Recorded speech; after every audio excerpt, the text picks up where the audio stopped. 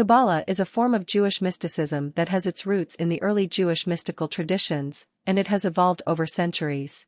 It's a complex and multifaceted system that seeks to understand the nature of God, creation, and the spiritual realms. Here is a brief overview of the history and key elements of Kabbalah. 1. Origins.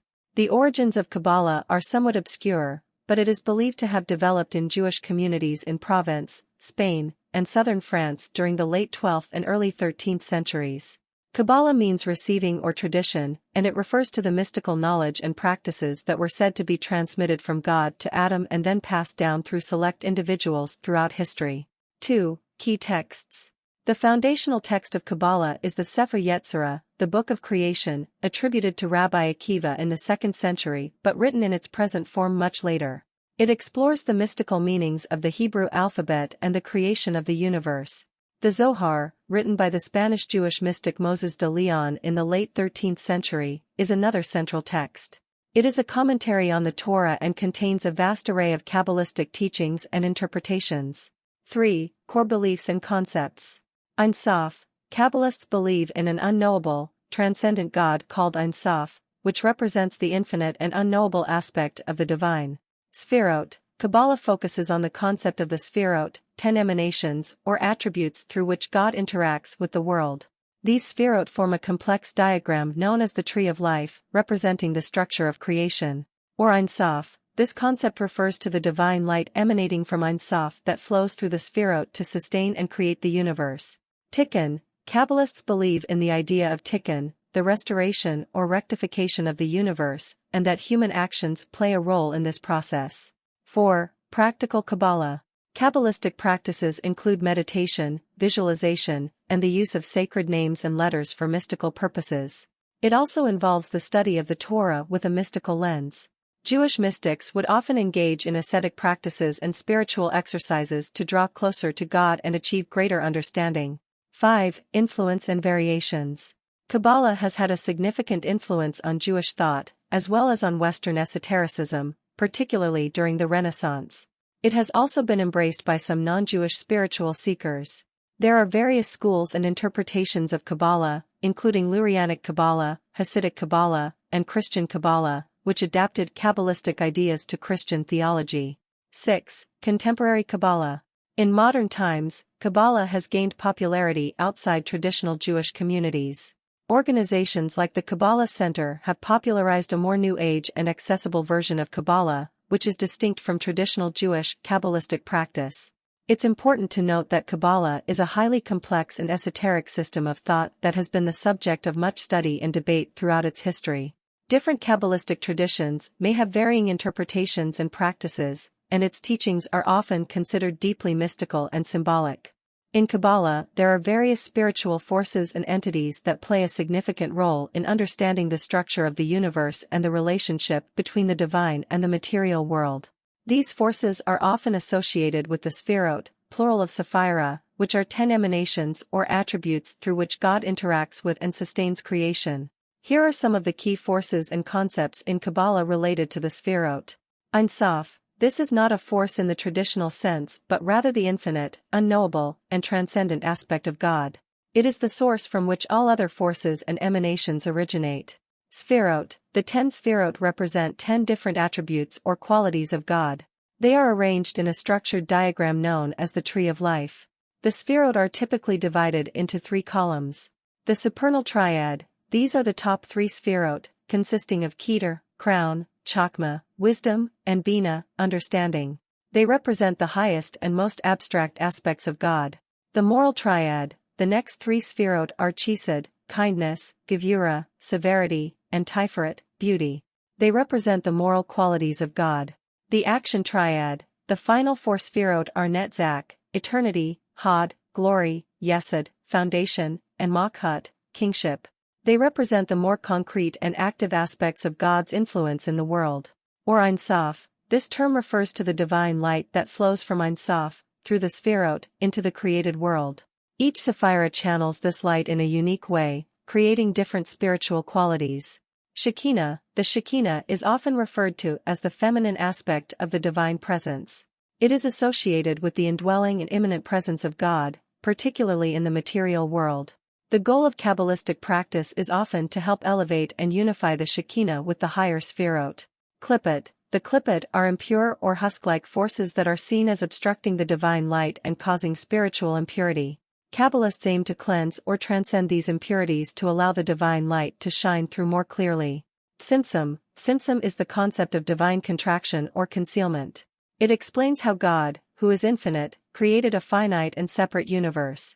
According to Kabbalistic thought, God withdrew or contracted to create space for the material world. Ein Sof, or, these three stages represent different levels of divine existence. Ein is the state of absolute nothingness or non-existence, Ein Sof is the infinite state, and Ein Sof or is the state in which the infinite divine light begins to emanate.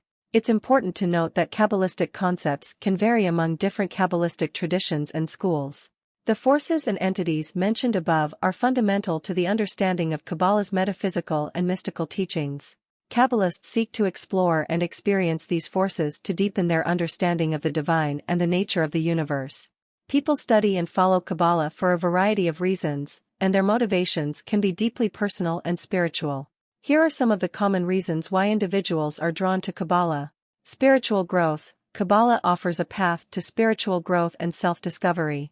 It provides a framework for understanding the deeper, mystical aspects of Judaism and the universe. By exploring Kabbalah, individuals seek to deepen their connection to the divine and explore the inner dimensions of their faith. Seeking meaning. Many people turn to Kabbalah in search of a deeper meaning in life. Kabbalistic teachings often provide insights into the purpose of existence, the nature of suffering, and the pursuit of happiness and fulfillment. Mystical experience. Kabbalah offers a way to experience the divine on a more profound level. It involves practices like meditation, contemplation, and visualization that can lead to mystical experiences and a sense of spiritual closeness to God. Understanding the universe. Kabbalah provides a unique cosmological perspective on the universe and the relationship between the spiritual and material worlds. Those interested in metaphysics and the nature of reality may be drawn to Kabbalah as a framework for exploration. Kabbalistic healing. Some individuals study Kabbalah for its healing aspects. Kabbalistic practices are believed by some to have therapeutic and transformative effects on one's physical, emotional, and spiritual well-being. Ethical and moral guidance. Kabbalistic teachings on the Sefirot and their corresponding attributes provide ethical and moral guidance. They can help individuals cultivate virtues, such as compassion, kindness, and justice, and make ethical choices in their lives. Historical and cultural interest. Kabbalah has a rich historical and cultural heritage. Some people are interested in Kabbalah from a scholarly or historical perspective, wanting to understand the development and impact of this mystical tradition. Interfaith and universal spirituality. Kabbalah has influenced various spiritual and mystical traditions, and its teachings have been adapted and integrated into other belief systems. It can serve as a bridge for those interested in exploring the commonalities between different faiths or seeking a universal spirituality. Personal transformation. Kabbalah can be seen as a path to personal transformation and self-improvement. It offers tools for overcoming challenges, cultivating virtues, and achieving a deeper understanding of one's own nature. Community and connection. Some people are drawn to Kabbalah because of the sense of community and shared exploration it offers. Kabbalistic study groups and communities provide a space for like-minded individuals to come together and learn. It's important to note that Kabbalah is a complex and multifaceted system, and different individuals may have varying reasons for studying and following it. Kabbalistic practice can range from intellectual study to meditative experiences, and its appeal may be spiritual, intellectual, or a combination of both. Additionally, the way Kabbalah is practiced can vary among different Kabbalistic traditions and schools. How and where can you study the Kabbalah? Studying Kabbalah can be a deeply rewarding and enlightening journey. Here are some ways and places where you can study Kabbalah. Local synagogues and Jewish community centers. Many synagogues and Jewish community centers offer classes on Jewish mysticism and Kabbalah. If you're part of a Jewish community, this can be a great place to start your studies. You can inquire about classes, lectures, or study groups related to Kabbalah. Online courses. Numerous online platforms and organizations offer Kabbalah courses, both for beginners and more advanced students. These courses often provide flexibility in terms of scheduling and can be accessed from anywhere in the world. Examples include the Kabbalah Center, Aish Academy, and various independent instructors who offer online Kabbalah courses. Books and texts. There are many books available that provide introductions to Kabbalah and its concepts. Some recommended introductory texts include The Essential Kabbalah by Daniel C. Matt, Jewish Meditation by Aryeh Kaplan, and the classic Kabbalistic work The Zohar. Kabbalistic study groups. Look for Kabbalistic study groups or discussion circles in your local area. These groups often meet regularly to explore Kabbalistic texts, teachings, and practices. You can check with your local Jewish community centers, or online forums to find such groups. Educational institutions. Some universities and colleges offer courses on Jewish mysticism and Kabbalah as part of their religious studies or Jewish studies programs. If you're interested in a more academic approach, you can consider enrolling in such courses. Mentors and spiritual guides. Finding a knowledgeable mentor or spiritual guide with expertise in Kabbalah can provide a more personalized and deep learning experience. Seek out individuals who have studied Kabbalah extensively and are willing to guide you in your exploration. Online resources. There are many websites, forums, and online communities where you can discuss Kabbalah, ask questions, and access resources. Be discerning and make sure to verify the credibility of the sources you encounter online. Library research. You can explore Kabbalistic texts and academic works on Kabbalah at local libraries, university libraries, and online libraries or archives. This can be a valuable way to engage with the primary sources of Kabbalistic wisdom. When studying Kabbalah, it's essential to approach the subject with respect, humility, and an open mind. Kabbalah is a complex and multifaceted field, and it's often recommended to begin with introductory materials before delving into more advanced topics. It's also important to be mindful of the fact that Kabbalah has various interpretations and traditions, so the approach to its study may vary depending on the sources and teachers you encounter.